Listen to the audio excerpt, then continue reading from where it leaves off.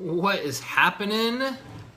Hot stuff. Namaste, everyone. Christian R. Long, Life Enhancement Consultant, giving you a big and beautiful shout out on Thursday evening.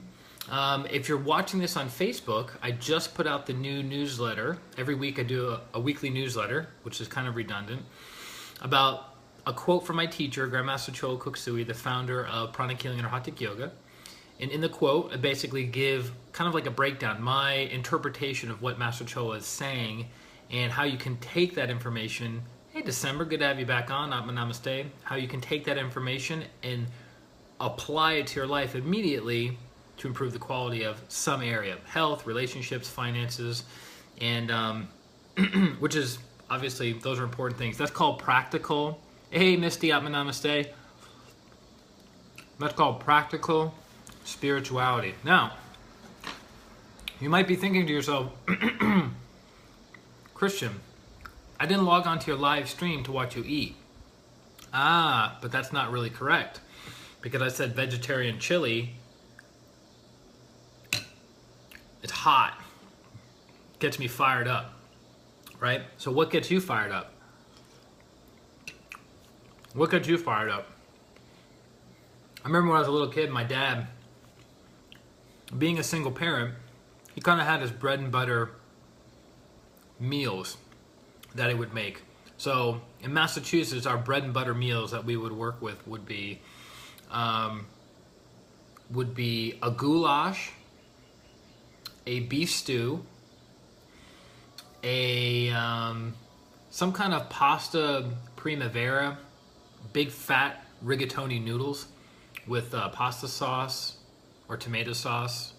I forget how we say it on the East Coast and how we say it in the Midwest. Some people say red sauce. Oh yeah, that's a Midwestern thing that people call it red sauce. And I remember like, what do you mean you call it red sauce? Like, you know, tomato sauce. I was like, red sauce? Kind of like in the Midwest how they call bags that you get at the grocery store sacks. I always thought that was funny. And then another one would be stuffed green peppers, and then vegetarian, or not vegetarian, I take that back, chili. My dad loved to make chili. And the only person's chili that I enjoyed was really the chili that my dad made. It was super good, really robust, really thick. Hey, Ada, Namaste. Really thick, really delicious, and not too spicy. I don't know about you guys, as a kid, and even in my 20s, spice wasn't my jam. Didn't enjoy spice at all. Especially now, even now, Asian spices, can't handle it. Hey Jennifer, what's up? Namaste. Can't handle Asian spices. It's just off the chain. So Indian, Thai, what have you, too much. Can't handle it. So my dad always made things really not so spicy. But Mexican, South American spice, I'm kind of down with. I kind of feel it. So the chili I'm having tonight on my secret location is Amy's vegetarian chili with some tofu. Hey Omar, Namaste. I recommend checking it out. It's pretty good. But while I got you guys on here, rather than being passive observers of somebody else living their life, I want to encourage some interaction. It is called social media for a reason, right? So vegetarian chili gets me fired up in this moment, even though it's way too hot to be eating chili, vegetarian or otherwise. What gets, hey Ted, Namaste, what gets you fired up in your life? What brings about a level of passion for you? What I've noticed, what I've observed over the years, is that if you look at kids are pretty much in the flow, in the zone, connecting to source, connecting to how they feel, and they're just loving life. They're mixing it up. And then, little by little by little, the programs, the conditioning, the judgments from society, from their friends, their family members, their peer group, all that stuff starts changing that. Starts putting out, quote unquote, the fire that they have in their lives. Hey Howard, Namaste. So my question is, what gets you fired up that you may have let dwindle over the course of your life?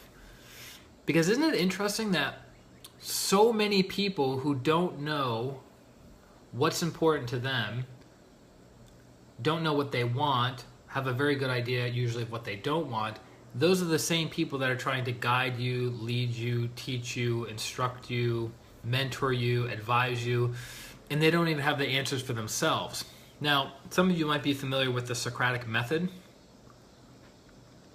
which is the method of Socrates, where somebody arrives at self-realization by the other party asking questions. Through the questioning process, the person starts having little light bulbs, little aha, eureka moments going off in their head, and then they're able to live at a higher level, right? Live at a higher realization, or a more self-realized individual. So, what do most people do in our society, our friends, our family members, society at large, is they tell. They give you rules, they give you instructions, they give you things you should be doing and things you should not be doing. Now, it's not to say that those things aren't beneficial, but it's like, do this or you'll be punished. There's no buy-in from the other party. You ever have a discussion with somebody, they have their viewpoint, you have your viewpoint, and by the end of the conversation, you both still have your own viewpoints, and there's no adding to each other's viewpoints, adding to each other's philosophies, adding to each other's life experiences. And I thought about that recently. I've been thinking about this in my interactions with people of the place that I'm at. And I walk away going, all right, did I learn something about myself in that exchange? Did I learn something about them? Did I learn something that I hadn't learned or thought of before? Hey Chuck, Atma Namaste. Or was it just business as usual, the same kind of interaction, the same kind of discussion? So nobody grew. I'm telling my old stories, they're telling their old stories. There's no collaboration. There's no synergy or uniqueness or innovation. So I would encourage you guys, if you're up for the thought experiment, next time you're meeting with somebody, try to do something in the interaction that you typically don't do. So for example, if you have a hard time asking tough questions, try asking a tough question. Like, let's say you're meeting with this person and they're a potential mate, potential relationship, or somebody that you're interested in that way. And you could just, instead of like beating around the bush, you could just come right out and ask the question, right? That would be kind of cool. You get different feedback. But if you stay in your old way of being, if you stay in your old programs, old patterns, old showing up, you're not able to grow, you're not able to expand, you're not able to get different feedback. Like for instance, I've done about 300, try later. My device is trying to restart. I've done about 250 hours of live streaming on Periscope, on Facebook, stuff I did on YouTube as well. And rarely do I ever eat in any of them, right? Because it's seen as not professional. But, hey Kelly, Atma Namaste. But realize, this is me doing something different to get different feedback. Some of you may like it, some of you may hate it, some of you may see me as an actual human being instead of this guy who's always talking about energy healing and meditation and practical spirituality, because I do want to have that professional image, but I also want to let you know, hey, there's times I let my hair down. I don't have all the answers. Actually, to be honest with you, most times I don't have the answers. So I apply the Socratic method to myself. That's why coaching is really, really good. I've done traditional therapy years ago, but I got far greater success with coaching having coaching done with me versus a therapist talking at me, which was really, really good. There's a little understanding or distinction because people go, well, what's the difference between therapy, coaching, and mentoring? So coaching is taking somebody who's functional and bringing them to an optimal level. Therapy is taking somebody who's dysfunctional and bringing them to functional.